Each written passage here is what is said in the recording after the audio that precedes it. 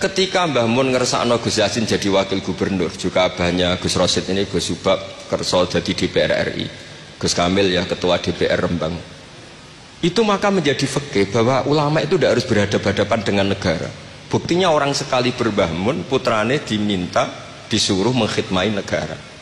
Sehingga harus menjadi tradisi besar bahwa ulama dan umara tidak harus berbenturan. Bukan masalah menangkal. Coba kalau itu tidak ada rawinya, paling golek gaji, paling golek duit. Lah itu kan ruwet. Itu tafsiran Khawarij.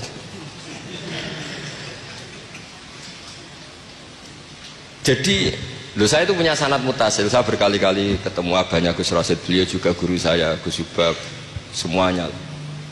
Itu ketika beliau menolak, itu Mbah Mun maksa. Gus Kamil dulu pertama disuruh jadi DPR, ya menolak, sampai pernah transit di dalam saya di Jogja itu 3 hari. Dan Mbah Mun akhirnya sampai duka, harus mau. Tapi lama-lama kita tahu bahwa beliau ingin menyelamatkan Indonesia, bahwa Indonesia nggak perlu dipertentangkan antara ulama dan Umar. Nah, itu harus terus. Karena kalau kita ingin versi tertentu, pasti Indonesia itu chaos. Chaos itu ya chaos lah. Huru hara. Kalau huru hara terjadi safkut dima, pengaliran darah, yang dosa kita. Makanya Mbah Mun sering cerita ke kita. Saya tidak pernah bilang saya, ke kita. Semua santrinya levelnya sama, karena sama-sama dengar.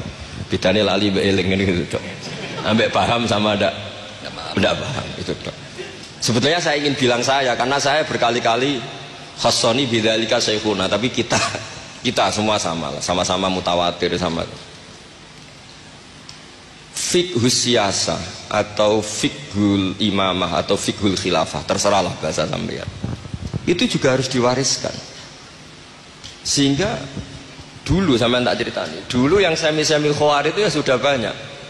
Wah, Nabi itu harus ngomong akhirat terus, masa Nabi jabat. Oke, dari segi jabatan itu duniawi, kesannya buruk karena jabatan itu duniawi. Tapi kalau dibalik, atardo ayyaku nasolihu tahta yadidz zalim. Kue ridho kalau orang-orang yang gak sholat, gak cewek, gak istinja mimpin wong soleh.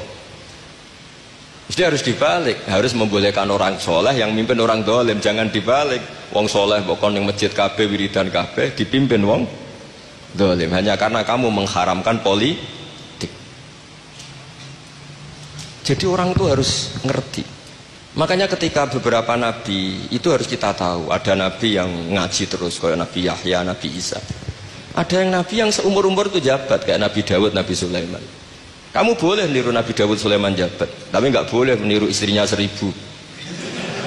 Itu 4 saja masalah kita. Sitok wae kudu pegatan ya gitu.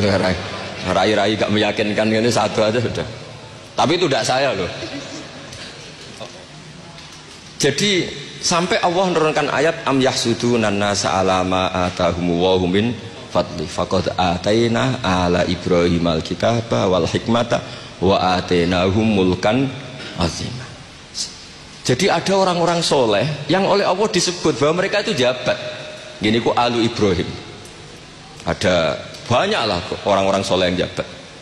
Mereka adalah orang-orang yang tak kasih kitab, tak kasih hikmah, tapi ya wa atainahum mulkan azima. Nah, ketika Mbah Hasyim di putra Gus Wahid jabat, dulu Mbah Wahab Hasbuwah di anak Gus Wahib juga jabat. Mbah Mun punya putra Gus Bab, abahnya Gus Rosid dulu ya DPR RI, Gus Yasin wakil gubernur.